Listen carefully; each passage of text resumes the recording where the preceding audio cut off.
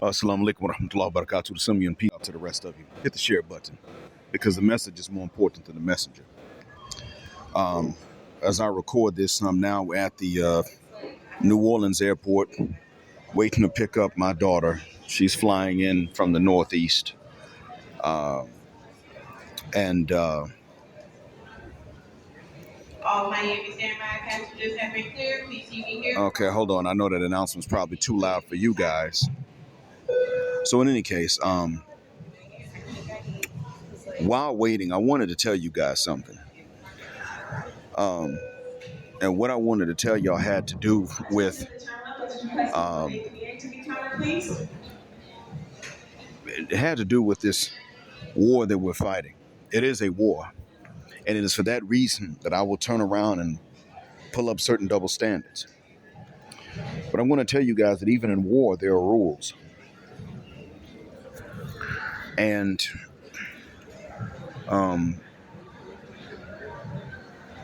you are not required to fight in such a way that your enemy can win simply by virtue of being immoral.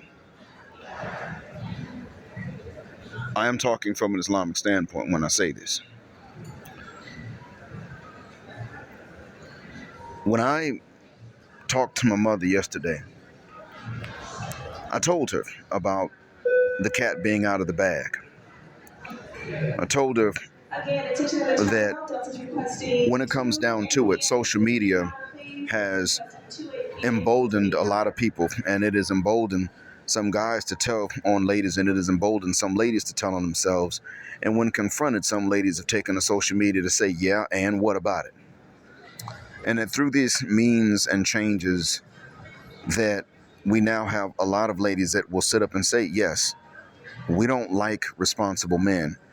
We just want you to raise the babies. And that when it comes to making the babies, well, that's too much fun for you to have. We don't want you doing that because you're not man enough.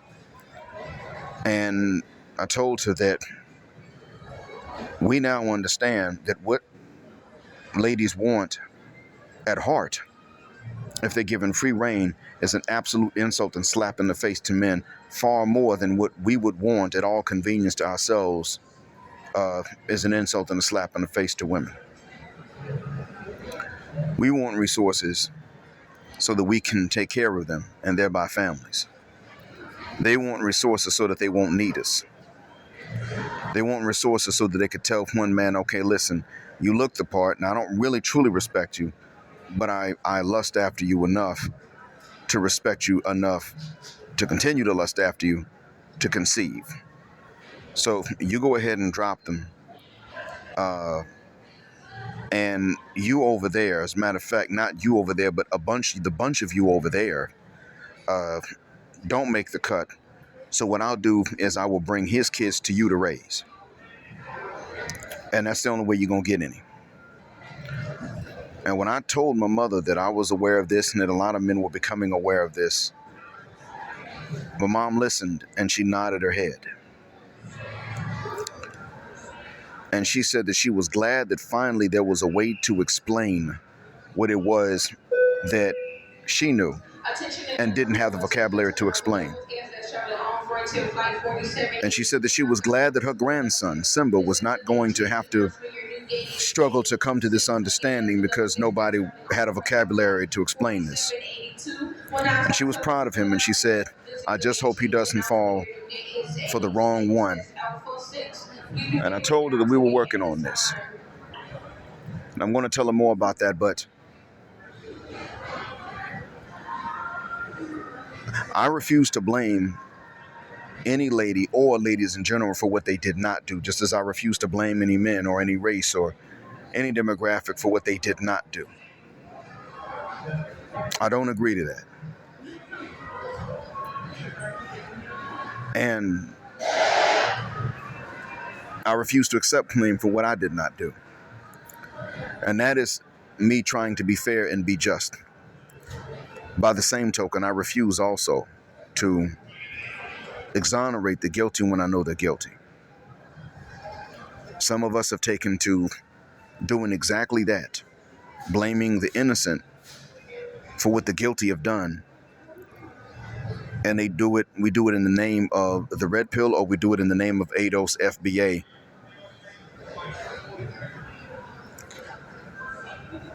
Red pill is an awareness. FBA or ADOS is a cultural distinction within a race. And I've stated this before. This is so that we can see the balance and avoid the extremes. These are not things that do not matter, nor are they justifications for blaming the innocent. I will tell you in a heartbeat that I am for certain double standards like polygyny and not polyandry. But adultery is adultery. Fornication is fornication. And some of you brothers are willing to bring back double standards, but you're willing to bring back some that cannot possibly be fair and just, and I'll tell you how. It is true that a key that opens a bunch of locks is a master key. But a lock opened by many keys is a crappy lock. That's true. But who said that you were supposed to be keys and not locks? Whatever is valuable has a lock on it. And there is supposed to be a key that matches, but not every key. That is the balance. You did not think that your seed, that your Johnson, had any value. You thought your money, your muscles had value. Nope. What you were born with and what you go into producing also has value. You were just told it doesn't. So you know what? You never put a lock on it. You tried to act like it's the key only, never the lock. No. You're going to have to put a lock on it. Some of you are thinking that you have to catch up when you become red pill aware and you realize that these O's are out here getting high body counts that we ain't never going to get. And we got to catch up with them to show them something. You can teach them a lesson, but you cannot teach them a lesson with high body counts. That's where you screwed up. You cannot amass a higher body count than them. You might do so, but you cannot do so if once y'all start to compete, you are not going to get the same count that they will. Once you start to compete with her, she's going to get the body count you won't. That's what happens when it comes down to these open marriages and open relationships. She racks up the body counts. He doesn't. He's still supposed to pay the bills. She gets the best of both worlds. He doesn't. That's why it's the women that ask for him. It ain't the men. You can't fight fornication with fornication. You can't fight adultery with adultery. But you can fight it by going to places where you can marry 2, 3, or 4. Now, you can either go places where you can marry them off the books and nobody interferes, or you can go places where you marry them on the books and nobody interferes. But that's the way you do it. And when it comes down to the nationalities, some of you are thinking that by just telling everybody that they ain't enough like us, they ain't us enough, that you are doing the right thing. Well, gatekeeping in terms of distinction is fine in order to try to get things right. But understandably, realize too that you're not going to be able to, the way that you think you will, shut everybody out. It was okay for Kendrick Lamar to say this to Drake, as far as I'm concerned, because of what Drake has said, because of how he goes in and out. But that doesn't mean that the rest of us are going to know what the hell it is, because you see, even Kendrick Lamar is guilty of one thing. He says this to Drake, but he doesn't say it to his wife. And this is because even many of us are going to fall victim to practicing gender-based colorism. Drake ain't us enough. Well, that's because of decisions he made, not because he's a guy with his particular admixture. But how many of us are actually going to think of it in those terms? Most of us will not. And that does bother me.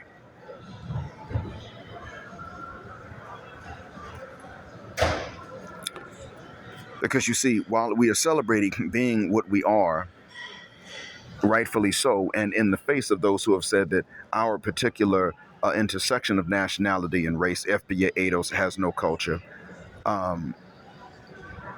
which is not true. The issue with that is that some of us are taking a reactionary stance, which is a bit extreme, and that we're busy pointing fingers at everybody, telling them they ain't enough. They ain't us enough. Let me just call it what the hell it is. I've grown up one of us. And I'm not willing to sit up here and start fights and grudges with our race but other nationalities. Some of them will do it and I'll fight them back. But their own people oftentimes don't like the way that they behave towards us. That's what a lot of us don't realize. Your average Nigerian does not agree with the ones that sit up and blast us like that. You think they do. You think that they just unanimously agree that we're inferior. No, they agree that we've been harmed, but they don't really, if you really want to know the truth, while they may love themselves, that does not mean that they think that highly of themselves. They don't think that they're actually better. That's what I wanted you to get.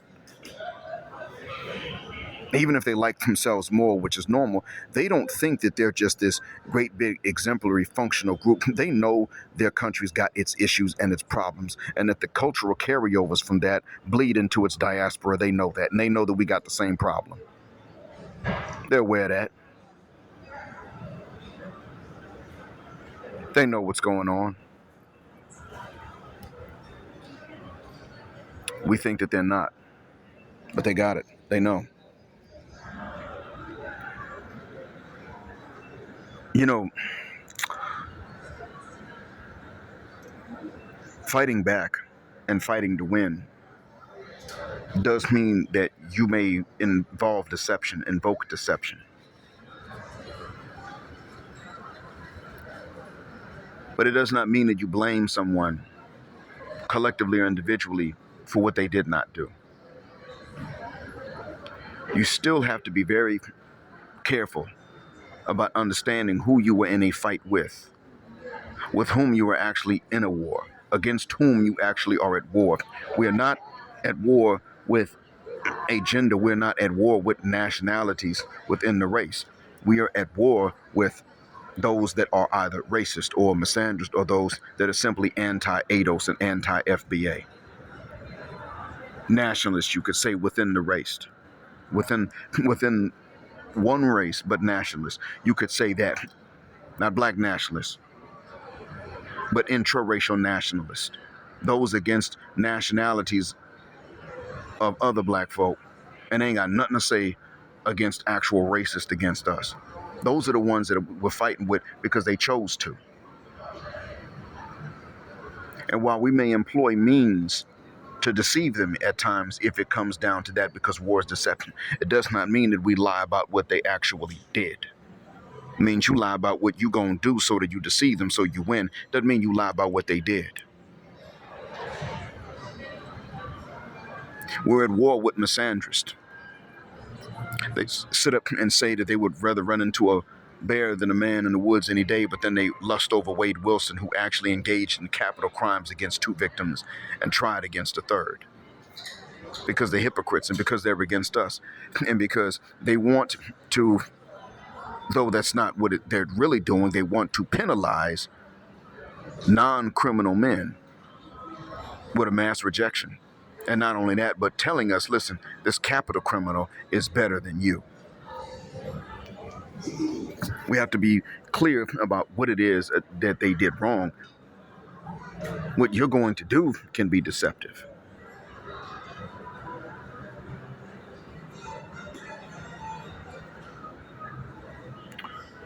But that's where the deception ends. While war is deception, it does not involve lying about what they did and lying about why it is that you were at war. They're at war because they hate you. You were at war because they hate you. You're not at war because they ain't you. Don't get this twisted, gentlemen. Because you see, if you go that far, if you don't keep your reasoning and your balance cap on, you're going to start finding yourselves hating people that aren't racist and that loved you before. People that are not nationalist and they loved you before. You'll find yourself hating women that loved you before. You will find yourself hating your mom, your sisters, and it won't be because they did something wrong, but because you think they will.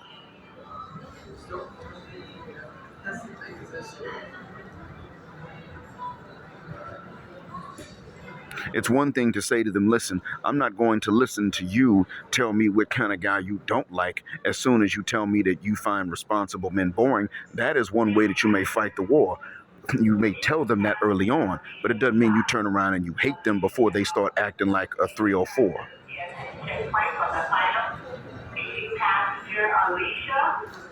It doesn't mean you start to hate them because they like to shop. You hate them only when they insist that somebody fund their shopping at a detriment.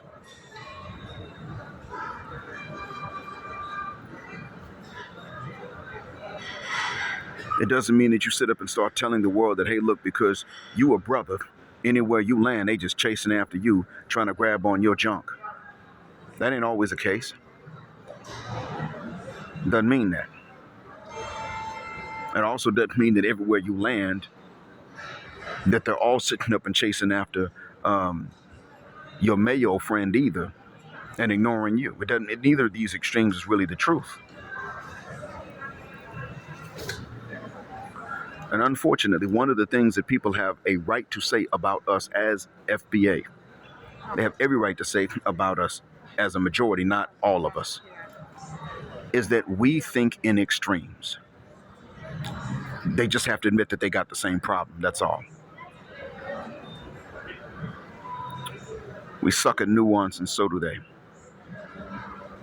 And I'm going to point something out to you that is a pattern in case y'all missed it. When the race was going to progress, they introduced their gender battles to us and our gender imbalances to us and exacerbated what was already there so that collectively the race would not progress. Now that bros are getting ready to progress by breaking away from a hybristophilic culture that calls upon us to be negative stereotypes and take penitentiary or cell block chances, now that that's the case, they're reintroducing to us and they're busy reintroducing to us nationalism.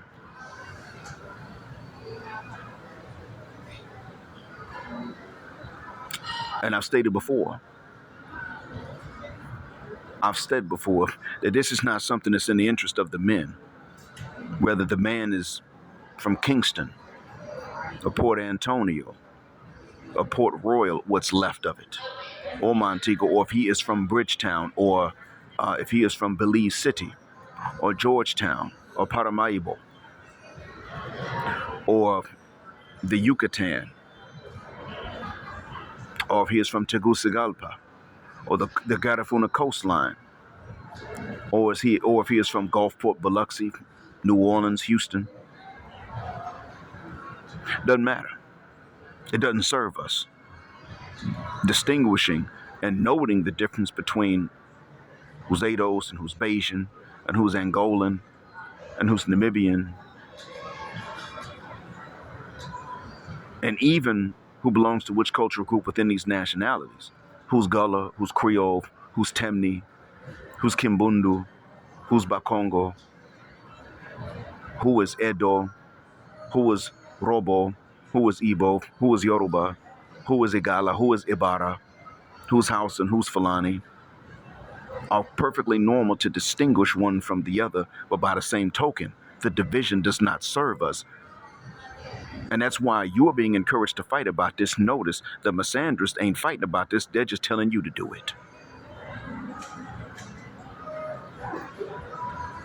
And some of us are taking it too far.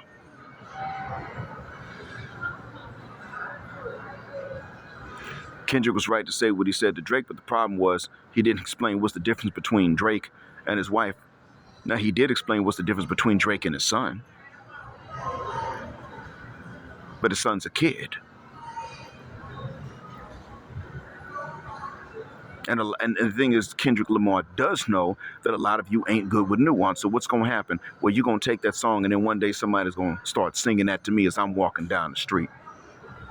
If they hear me talk and they realize what I am, but it's not enough, then they start saying to me, not like us, not like us. And if I'm in the wrong mood and ain't no cameras around, I might kick him in his chest. God forbid he retaliates because I'm right and he's wrong. I don't tolerate that.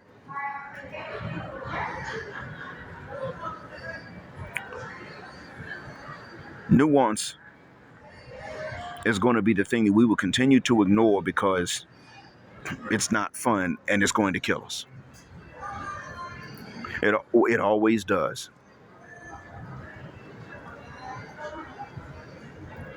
Because see, now that I'm back visiting, I'm afraid that what's going to happen is that the awareness is not going to help us enough because of our aversion to nuance. Please prove me wrong, gentlemen. Thank you for listening. And as always, black heart, black mind, black out, assalamu alaikum, black heterosexual, non-select male power because they don't like it. Black patriarchy until extinction of judgment day.